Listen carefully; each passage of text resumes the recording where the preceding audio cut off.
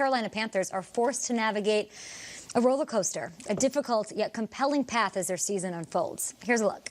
It may sound bougie, but look good, play good. You play good, they pay good. That play was incredible. They're shaping up to be the Panthers' year. They expect you guys to roll over, defy them, and fight! Strain just a little bit more. And when we can't strain no more, it'll all be working.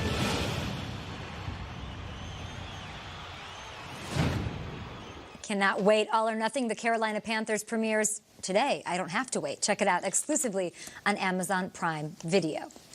Mike Garafolo, D'Angelo Hall, Kay Adams, and Will Selva. He's out in the newsroom in Culver City. Pretty fun Friday so far. Absolutely. It has been fun, and now we've got more of the training camps opening up, which has been fantastic. We'll be all over it, of course, this week and the following weeks. The Broncos opening training camp yesterday, and unfortunately did not escape injury-free. Linebacker Todd Davis suffering a partially torn calf muscle that is expected to sideline him for 3 to 4 weeks. But the good news is he should be ready for week 1 of the regular season. In other Broncos news, quarterback Drew Lock signed his rookie contract yesterday without a so-called quarterback premium, but Locke himself wasn't sure what that even means. Locke saying he wanted to get the deal done before missing any practice time. I mean, I was anxious to get out on the field, but I knew from, my side of the party, we were trying to get things worked out. The Broncos and my agency were working together, but I told my agency beforehand that if it got to the point where I was missing practice and there was no chance we were going to go on with it, I was going to sign a deal and I was going to get here because, the most important thing to me was getting out here. If I missed a conditioning test, which I made up after practice, you might have seen it, that was okay because I was going to be able to make it up. But missing anything else would have been, it's just not who I am. So when it come down to it, whatever, I was gonna be here to start practice. And that's always a good thing. Meanwhile, Browns quarterback Baker Mayfield thinks wide receiver Odell Beckham Jr. is going to love his time in Cleveland, while also throwing some shade at Giants fans. Mayfield telling ESPN, quote, he's here to play in front of fans who actually care, who will actually show up to every game and pack the stadium and love him for who he is. Ooh, bait with the shade. Raiders veterans don't have to report to camp until next Friday, but Derek Carr tweeting out yesterday that the Hard Knocks crew was already at his house. Carr saying he might as well have some fun with it, asking if anybody needs a shout-out or any mixtapes that need some help. The Twitterverse didn't let him down.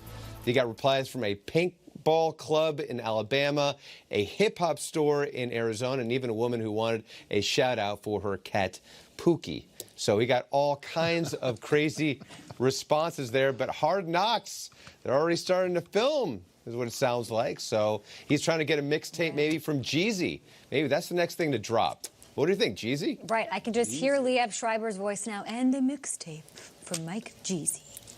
I don't know what kind of mix you're going to like. Hey, a little, what, James Taylor, Tony Orlando? Oh, I love the sprinkler shots, of course. Engelbert Humperdinck? Flipping tires, all of that. Antonio Brown's going to be compelling as all get out. Show.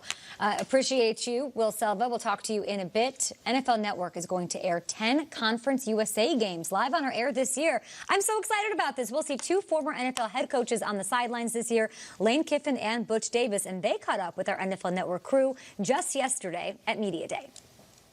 It's huge, for recruiting. For players to be able to know I can come there and I can play on the NFL Network, exposure. It's a great situation. It's unbelievable. I mean, the Conference USA, this couldn't have been a better decision to join with the NFL Network.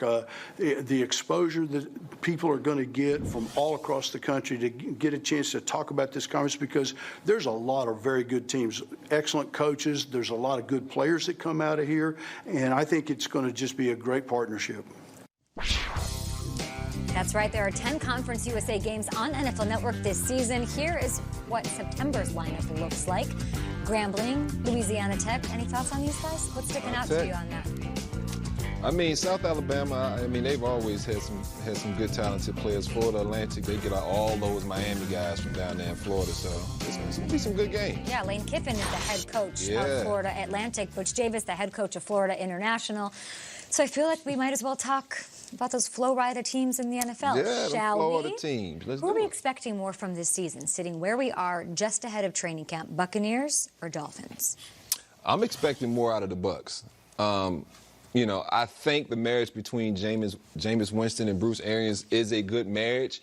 I just don't think they'll do very good in the NFC South just because of the other teams in that conference. You know, I've said it before. Tough. They're going to probably be the last place team in that conference, but it's because that conference is just so good. I say conference. They're a division. You got me stuck in college mode right now. Yeah. But yeah, that division is just so talented that, you know, it's going to be tough for the Bucs to compete with the Saints and the Falcons and Carolina, but they'll definitely be better than the Miami Dolphins, in my opinion. I mean, come on, this is a real one. Is it a real one or a fake one? It's real news. This is this season, right? Yes. Yeah. No, not this season for Miami.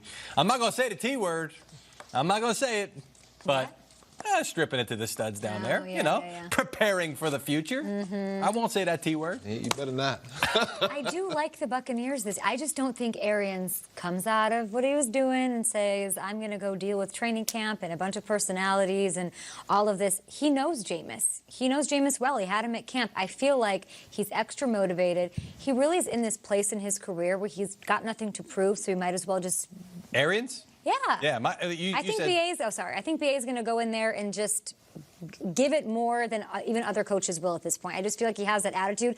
I think he believes he can get the best out of Jameis. When I look at the Dolphins, I just don't see an O.J. Howard. I don't see a Cameron Bray. I don't see a Mike Evans. No question. And I don't see a Bruce Arians. We talked about that earlier. The top line, the starting line of this Buccaneers roster is really good in a lot of places. And you don't look at the Dolphins roster and say the same thing. So I don't see any way that you could expect more from the Dolphins this year. Tweet us at #GMFB. We're talking nicknames of the best defenses of all time. What are some?